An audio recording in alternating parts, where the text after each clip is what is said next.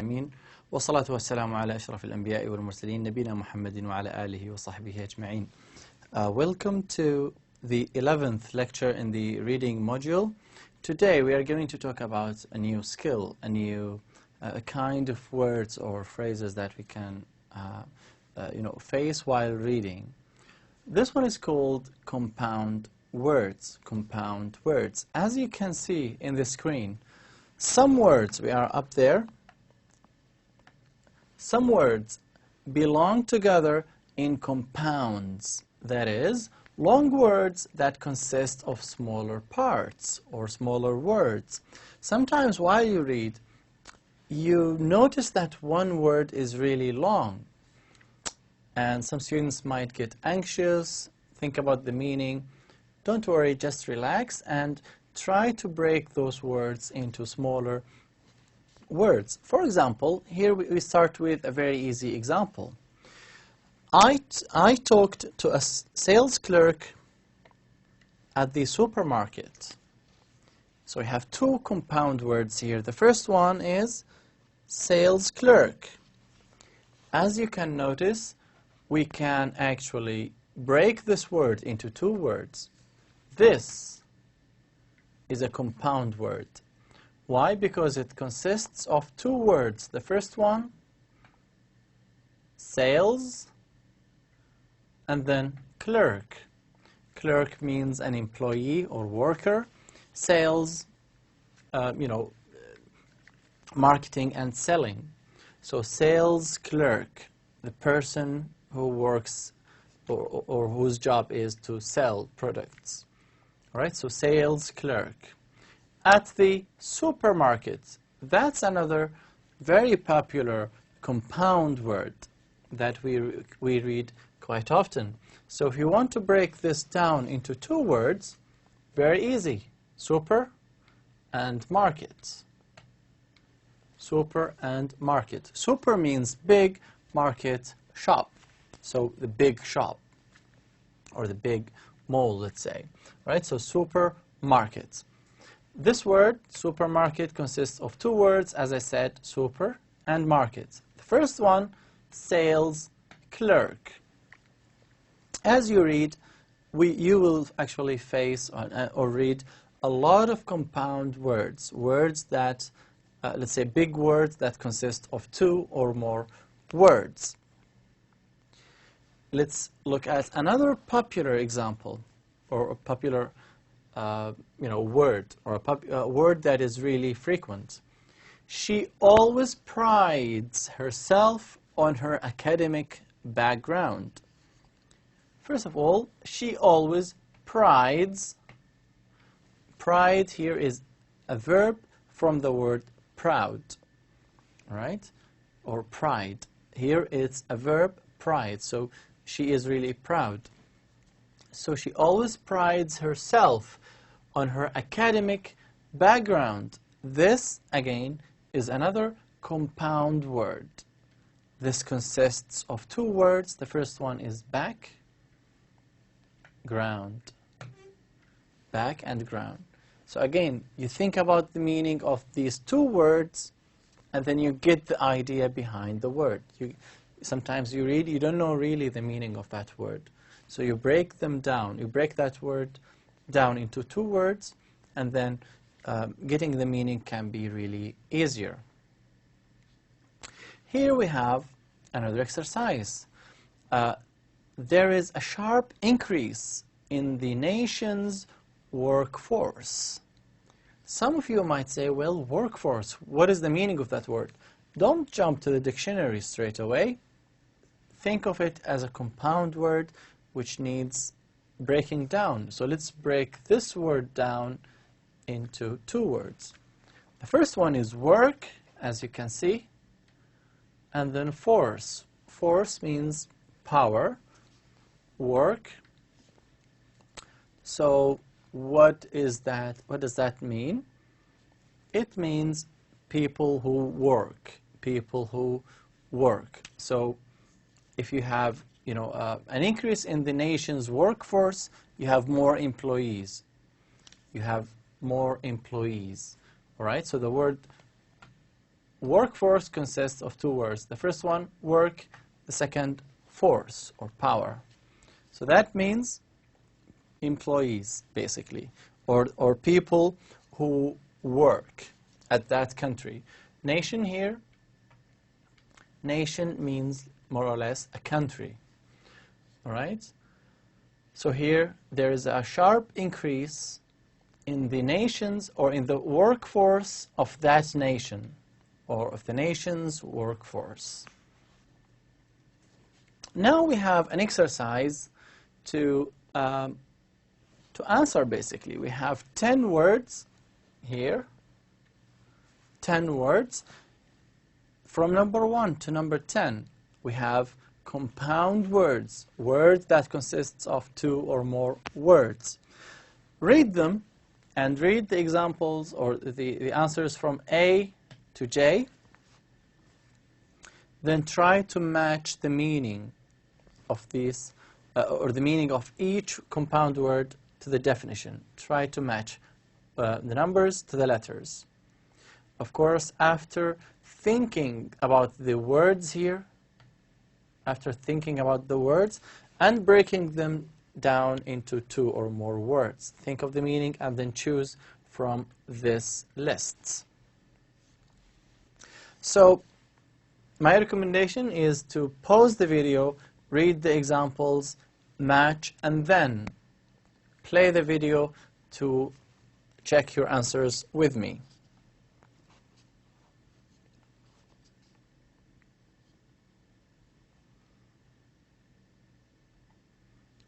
Okay, so the first one, over seas.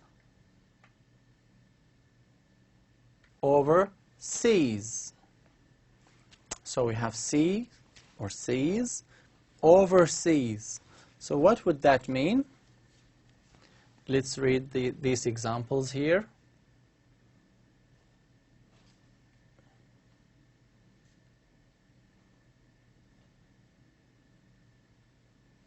It's number H here.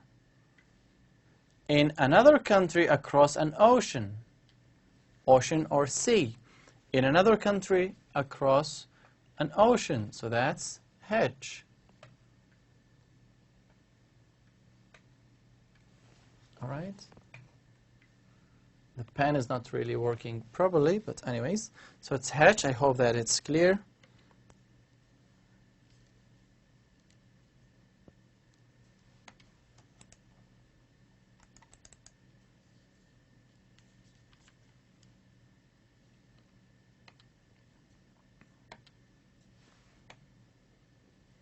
Right, I'll just write it again.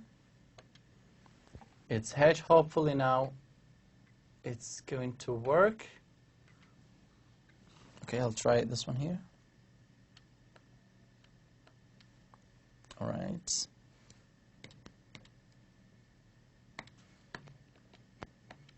Anyways, the pen is not really working properly. Anyways, it's H. All right, so it's this one here, H. Drawback, number 2.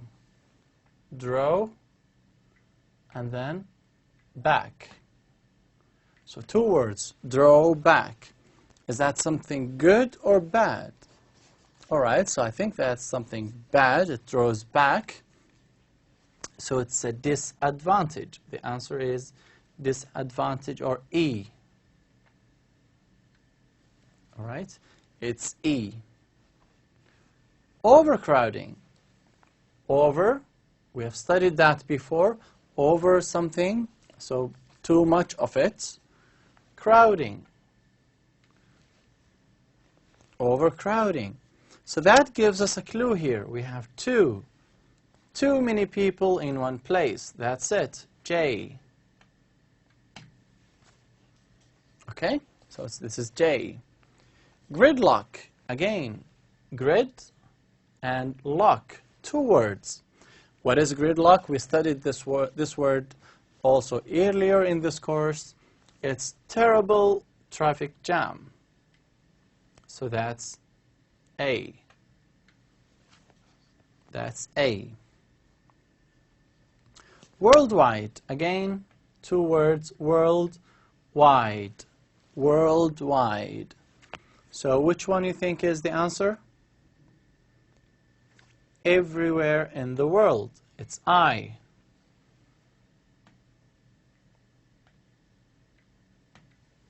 All right, it's I. Overworked. Overworked. So over and then worked.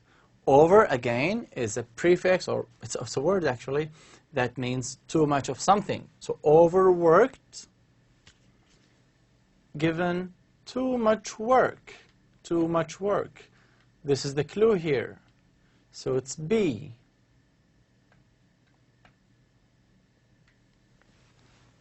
Okay. Workforce, we've just looked at that one. Workforce. And it's people who are working. So that's C. All right? Upgrade. Up, to go higher.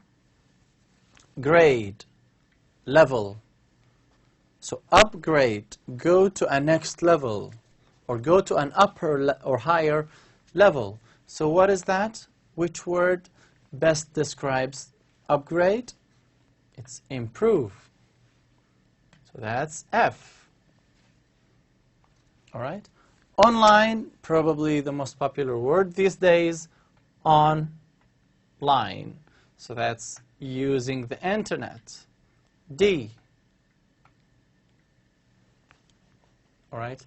And then we are left with the last one. Background, we've also done this one. It's one's experience and education. This is your background. This is your background. One's experience and education. So that's G. All right.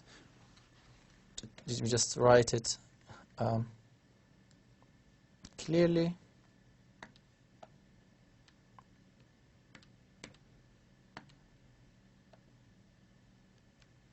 Okay. All right. So now we are done with this exercise.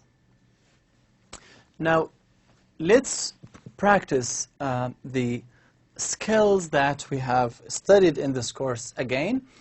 We like to practice those skills every time we read. So as you read this passage here, or any passage that you have in books or on the internet, while you read, try to practice the skills that we have learned in this class.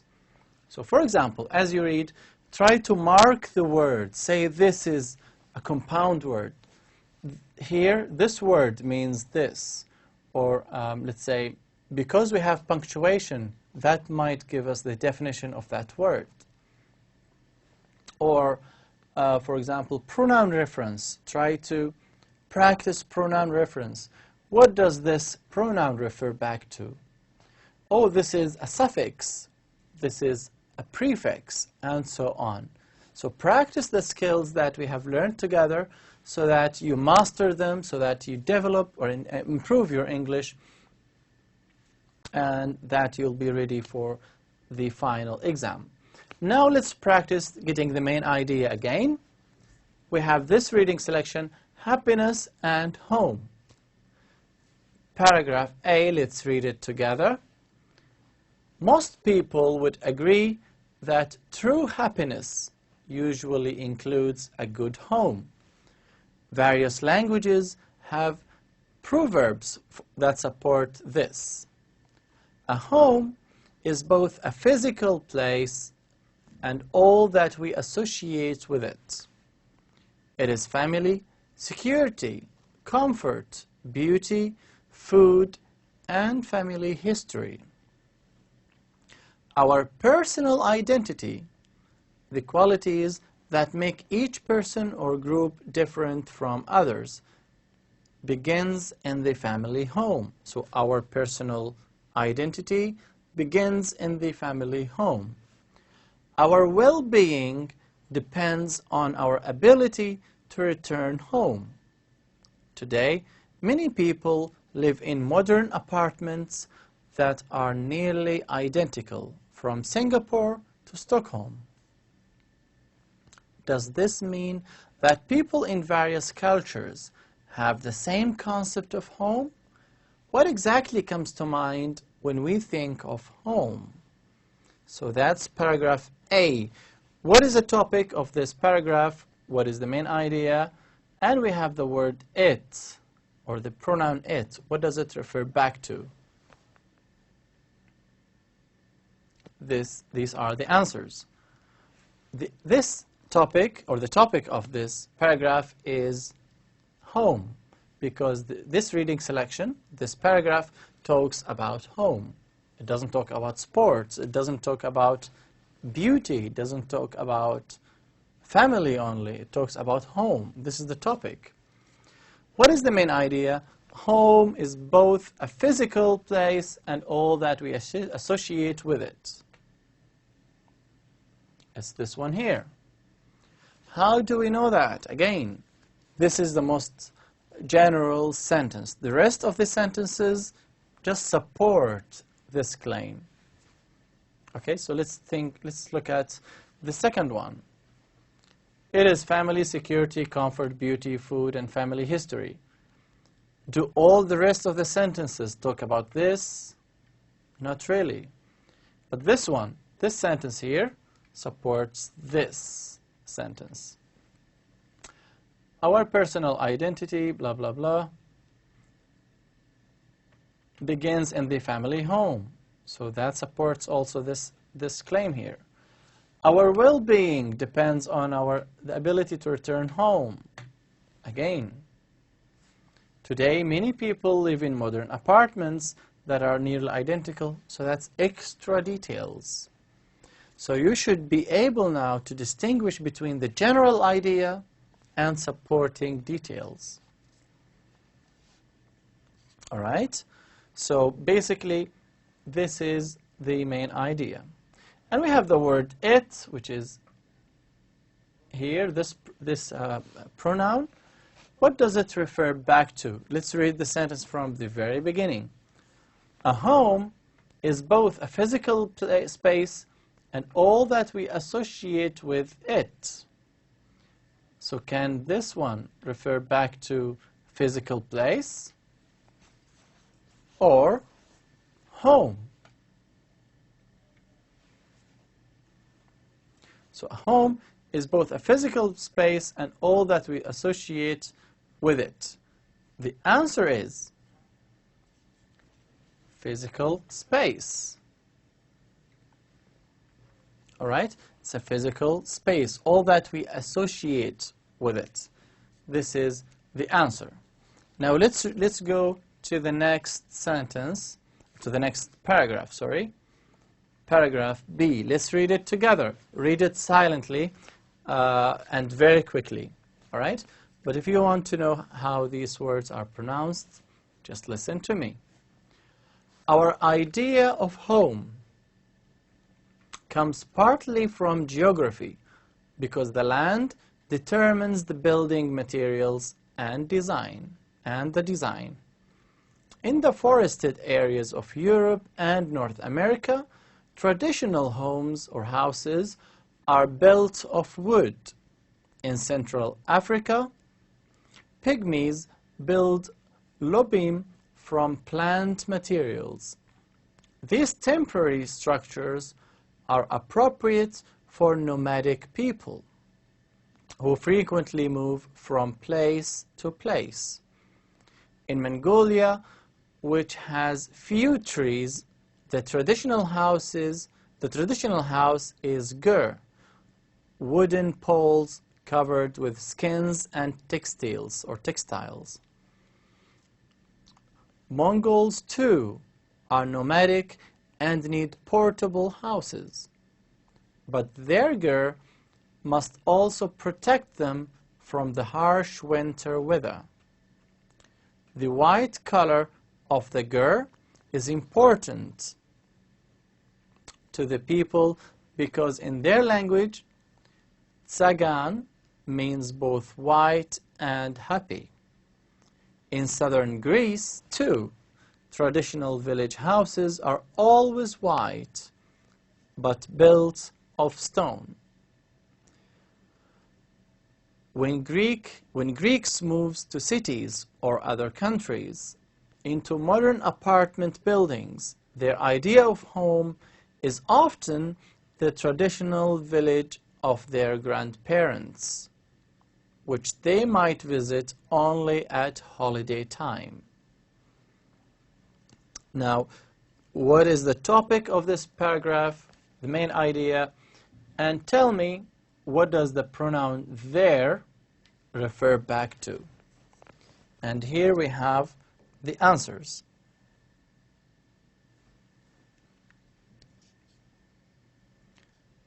It's home design.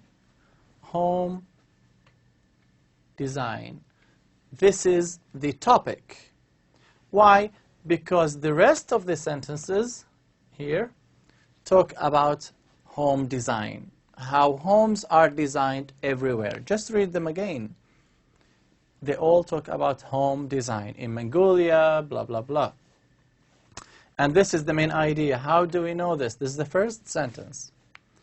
Because these are examples. Here, all of these are examples of this. So how geography affects the design. So here we have an example of forested areas of Europe and North America, blah, blah, blah. These temporary structures are appropriate or good for nomadic people. Now, what does nomadic people mean? It's people who frequently move from one place to place, all right? Again, the next sentence, another example of this. In Mongolia, the houses are built like that. And then what else do we have? Mongols also do this, this, this. All right.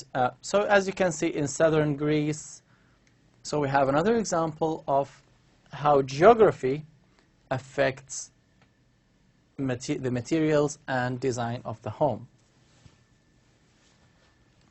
Okay, we have the word there, this pronoun. What does it refer back to? Let's read the sentence from the very beginning. Mongols, too, are nomadic and need portable houses, but their ger must also protect them, blah, blah, blah. So we have Mongols. This is the answer, Mongols. But Mongols' ger must also protect them from harsh winter weather. All right, so there refers back to Mongols. Let's move to paragraph C. Again, read silently and answer these questions. The topic, the main idea, and them. Them should be, all right, should be there around the middle. Okay, so read silently, and then if you want to know how these words or how this is read, just listen to me. There is an almost universal association of home with the hearth, the fireplace or area in front of the fireplace. Fire is essential in all cultures. It brings security and comfort and allows us to cook our food.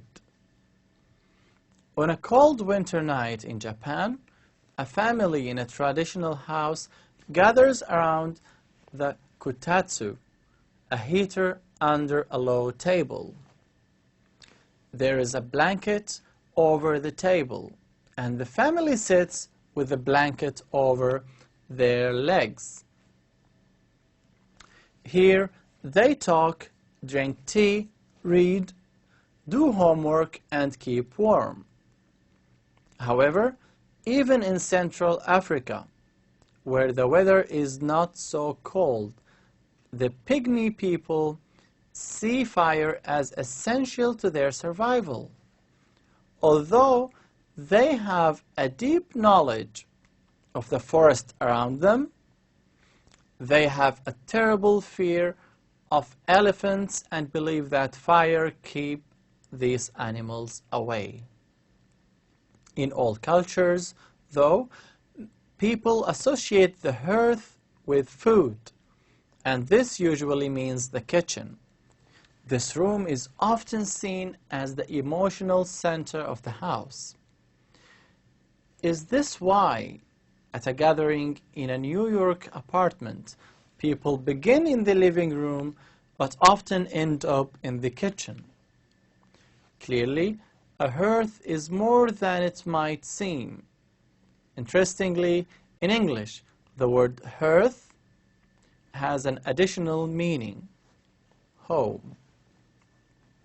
So this is the paragraph.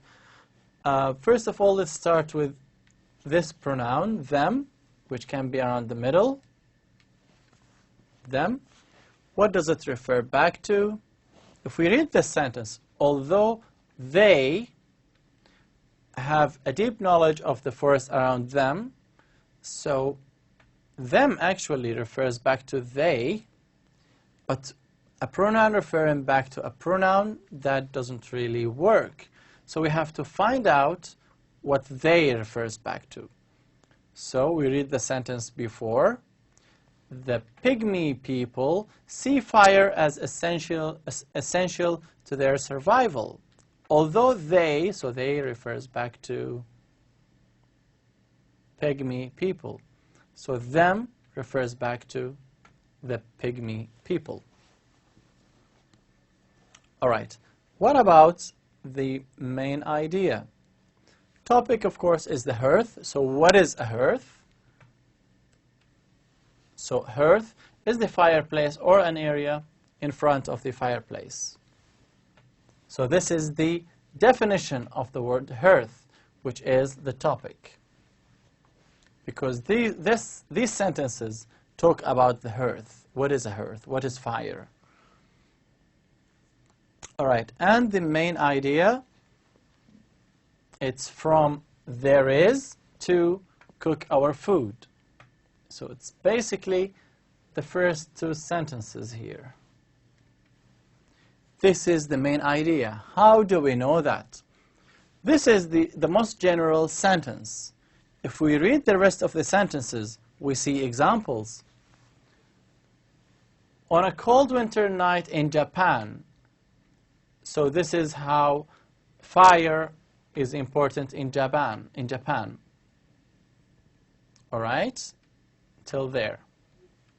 Okay, then in Central Africa, again, so how is fire or the hearth important in Central Africa? This is how it's important. So this is another example. The pygmy people to there. Okay. In all cultures, people associate the hearth with food. And then we have another example of New York. So these are examples of how the hearth is important in all cultures and how it brings comfort and allows us to cook our food. So this is the most general part, this one. This is the main idea. If I ask you what is the main idea, you should tell me this. You should also be able to extract supporting details. I might give you, for example, two options, two details, or maybe two, yeah?